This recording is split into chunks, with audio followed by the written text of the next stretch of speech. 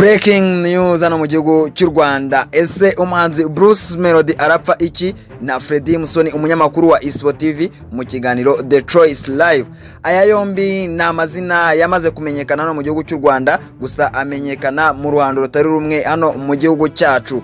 Ubwo Bruce Melody rero cyangwa Itayiwacu Brice yamamaye nk'umunyamuziki ukomeye kandi ukomeye cyane, ubwo dukunze kumugira uwa mbere cyangwa uwa kabiri bitewe nuko weho ubyumva hano mu gihugu cy'u Rwanda mu muziki wa secular cyangwa wa muziki dukunze kwita uwisi. Gusa nkutse ko ajya ananyuza makadutamo twatuntu rabinyegeza, twatuntu nyine two gushima, two guhimbaza, two kuramya. Ngira ngo nawe ujya ubyiyumvira. Kuri uyu munsi rero akaba ari kuvugwa ibibazo bye n'umunyamakuru wa Isibo TV kuri The Choice. Mu kiganiro The Choice niho uyu munyamakuru akora, akaba ari na undi no witwa Freddy Musoni. Abangaba rero bikaba bikomeje kugaragara yuko hari ikibazo bagenda bagirana, ariko nanone ikibazo akaba aricyo kinzanya hano uyu munsi ngo tukiganireho.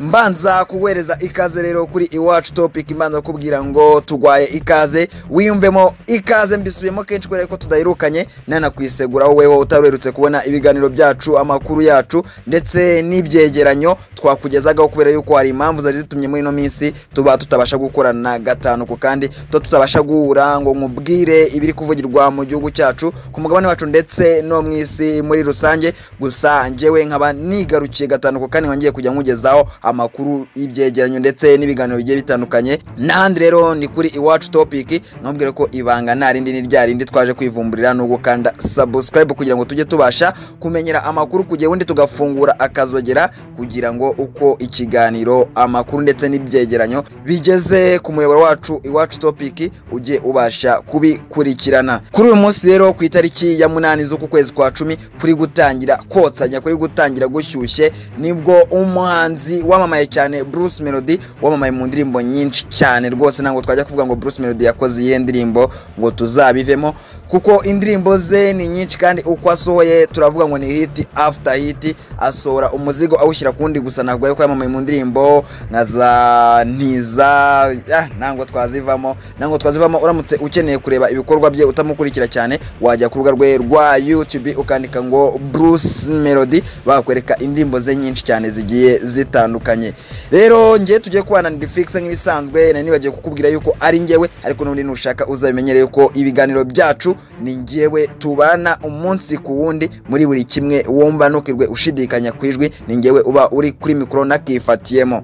Rero uyu munsi nkaba ngira ngo tugaruke kuri kino kintu neza cyane, aho turaza kwifashisha amajwi y'umubloga ukomeye cyane hano mu gihugu cy'u Rwanda utuzi kandi umaze kwamamara ndetse ugira n'amakuru atari ivumbi. Uwo na wundi rero ni Mideli Rwanda. Niba utamukurikira nawe ku rubuga rwa Instagram niho haba amakuru ye agenda kugezaho. Kuri uyu munsi rero turaza kwifashisha amajwi ye arimo aganira n'uyu munyamakuru wa Isibo TV ukora mu kiganiro The Choice Live, akorana n'abandimo Babu ndetse na Philipita ndetse na DJ Mu muri kino kiganiro, rimwe na rimwe na Irene akajya anyuzamo akaza bagakorana. Na wundi rero ni Freddy Musoni. Ngira ngo turebe ese iki kibazo cye kiremeye gite, ikibazo cye giteye gite. Reka mbanze nkumvishe ubutumwa cyangwa se aya majwi yagiranye na Mideli, ubundi ngaruke dukomeza.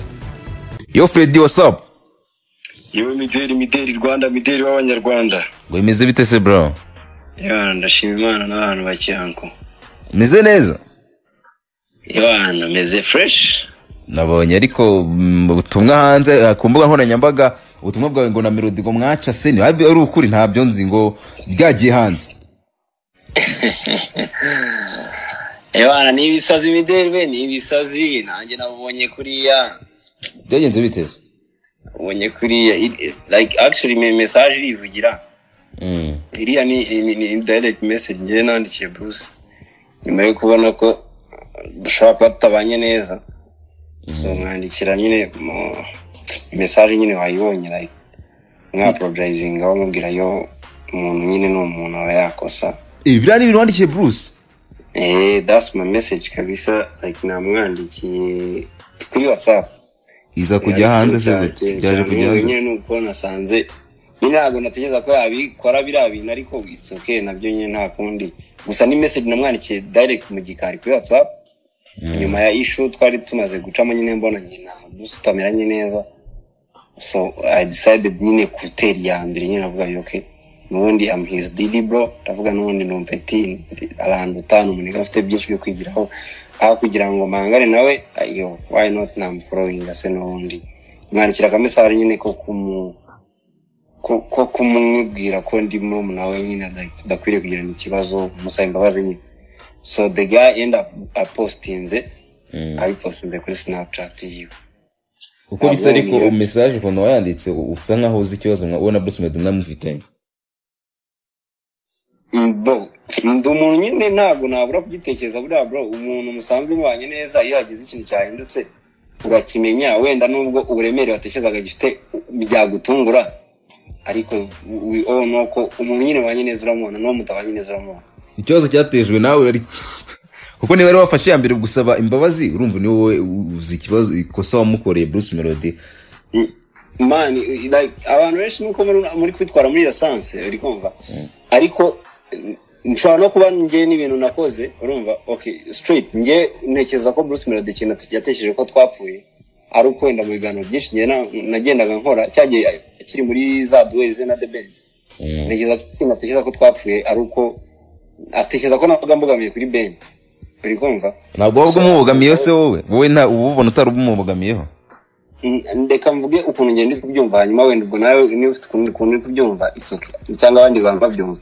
Atekereza ko nari mbogamiye kuri Ben, so kubogamira kuri Ben agatekereza ko bituma nanga Bruce, kandi sometimes nta ntabwo babihuriye. Try kuvuga Ben neza ariko ntanga Bruce. So the guy thought ko mwanga urumva, kandi wenda of course no umuntu nawe wenda ushobora kubitekereza. So mbibonye ko yabitekereje bifasha muri iyo sanse, ndavuga ko reka musaba imbabazi nk'umujene nyine mba nzakenera cyane muri game cause no musani munini bro, uwa mbere cyangwa uwa kabiri mu Rwanda dufite kugira ikibazo nawe rero ntago ari isho wavuga ngo nyine wakwirata. So the guy ngiye ikintu cyambabaje nuko namwandikiye message mu gikari, mbizi ko izo platform twese tuzikoresha, nari no kuyandika nka mutaginga akabibona, ariko njye nahisemo kumwandikira mu gikari. So niyo mwandikiye message mu gikari agahita yipostinga. Ntago nyine niko kageste nakunze, ariko na nyine ndi umuntu bro, ngiye ndi umuntu nemera ko nakosa Bruce niba naramukoshereje I'm very sorry urumva. N'abafana ba Bruce nyine batekereza ko nyine nanga Bruce ntago ariko bimeze mani. Bruce no musani nkunda byataye, ahubwo nuko hari ahantu nabaga ntari kubyumva kimwe nawe tu. None se ko muri uko kubogama ukajya ku ruhande rwa The Ben, wabwiwe n'iki ko byababazaga Bruce Melody kugira ngo ufate ya mbere yo kumusaba imbabazi? Niko mbitekereza kubera ko nge na Bruce Melody hari umwana wanjye na Bruce wa mbere izo balls taraza harimo wanyuma. In fact niba wasubye na message neza meze nk'umuntu utazi ko sanakoze, ariko nkabona ko hari ikintu cyahindutse sinzi rimwe kubibona. Cause nambwiye ntabwo ndi umwana utazi gutandukanya ibuye n'iri ntazi, like I can see ko hari ikintu cyahindutse. Ntabwo byahiterwa se n'urwego wenda Bruce Melody aba ariho we utariho nyine kaba ndavuga ati gatuma se ari umuntu asuhuza ntasuhuze mbere twarasuhuzanyaga. Ibyabayeho Bruce Melody uramusuhuza se ntiyagusuhuza bro? Mike kanari shamide ibintu mwana uri kumva. I think atari mata levels man, I think atari mata levels kuko hari abantu benshi Bruce Melody ashobora no kuganira nabo nduta mu bintu bimwe cyangwa ibindi uri kumva, cyangwa hari n'abantu benshi dushobora kuganira nabo baruta Bruce Melody uburyo bumwe cyangwa ubundi. I think ntago ari mata levels niyo issue. Kandi ifite nuko none ikintu nuko yapostinze chat zanjye gusa ize atazishyizeho ari kundiplayinga cause ntago nisubiraga umuntu atansubije. Iwe none uko yanapostinze biriya bintu byakubabaje? Ngiye nyine na bro ira ni DM direct. Ambo ngira ngo murabyimviye ibyo umunyamakuru Freddy Musoni yatangarije Mideli Rwanda. Ngira ngo murumva yuko rwose na magambo arimo ubutumwa, gusa we aravuga ati nyeka yuko icyo twapfuye ari uko naba naragiye nganira ku biganiro bye arimo ndetse birimo na The Ben, ariko we akazumva yuko mbogamiye ku ruhande rwa The Ben. Ese iki ngiki nacyo tubanze tukibazeho, ni ikibazo Bruce Melody yakabaye agiraho. ni ikibazo Bruce Melody yakwaye yagira kuba wabaganimira ku ruhande rwa The Ben. N'ubundi ni ibintu ni challenge ahura nazo buri munsi kubera yuko iyo tuvuze izina Bruce Melody n'izina The Ben biragendana kubera ko ni babahanzi dushaka guhanganisha ku ngufu, ni bahanzi dushaka kugereranya. Numva ibingibi ni byakaye bimurakaza, ariko nanone nta yindi mpamvu nta n'indi nkuru dufite ivuga yuko Freddy Musoni ari ikindi kibazo afitanye na Bruce Melody. Reka tube twizeye ibyo atwibwiriye by'agateganyo, turebe yuko hari izindi nkuru zizashyirwa hanze. Ikindi kintu cyo kuganirwa, ese weho wakunze buryo ki Bruce Melody yaje gutangaza ibyo yaganiriye na Freddy Musoni aciye mu gikari, yakomeje kubyibya yaciye mu gikari ndi twita inbox. Byari bishoboka yuko yabipostinga kuri bwa butumwa mara amasaha 28 dukunze kwita story cyangwa status, akaba yashyiraho amusaba imbabazi akamumentioninga cyangwa agakora post akaba yamutaginga bikaza kujya kuri Bruce Melody. Ariko aravuga ati n'umutima ukunze reka ngewe nyure mu gikari mbimwibwire kubera yuko ni umuntu munini nkuko yabyivugiye, ni umuntu kumubura si byiza, ni ibintu bitaba ari sawa cyane kubera yuko iyo umuntu afite ibyo akora neza kandi umwuga wawe nawe wakirifera kuwe, umwuga we nuwe bifite aho bihuriye cyane, ni ibintu byiza kuba waba umufite nta kibazo kirimo. Usibye ko niyo byaba nawe muzahurira, ni ibintu byiza yuko weho utakabaye ugirana ibibazo na kila muntu, ni akabagirana ibibazo na buri muntu, uba ugomba kwiga gusaba imbabazi. Rero twavuga yuko ni igikorwa cy'ubutwari Freddy Musoni yakoze, ariko nanone tugakomeza dushidikanya ku bya Bruce Melody, dushidikanya ku bya Bruce Melody, ese biriya byari byo cyangwa se hari undi buryo byagombaga kugendamo.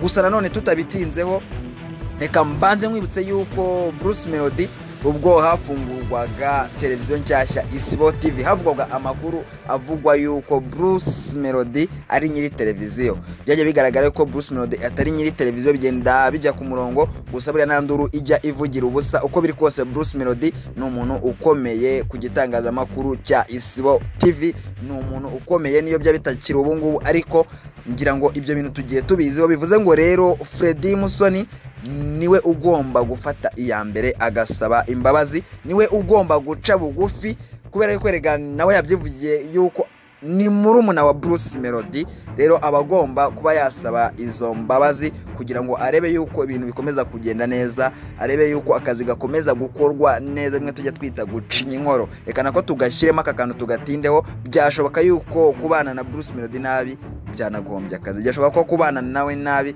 ni byinshi byabipfiramo. Rero Freddy Musoni twavuga yuko tutamugaya kubw'umwanzuro yafashe, twavuga yuko umwanzuro yafashe ni ikintu cyiza, ni ikintu kinini.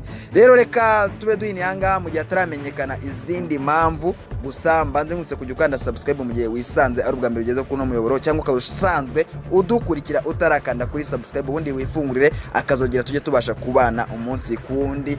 Ngewe rero nkaba ndi fixe, ni ngewe tubanye mugezaho ano makuru, ni ngewe tubanye muri uno mwanya mu gihe kingana n'iminota irenga 5 kuzamura. Uneze amatwi ukanyumva, nkaba mbigushimiye cyane. Mwibutse ko twagarutse tugiye kujya tubana umunsi ku wundi. Ibuka rero ukande kuri subscribe ubundi ufungure akazogera.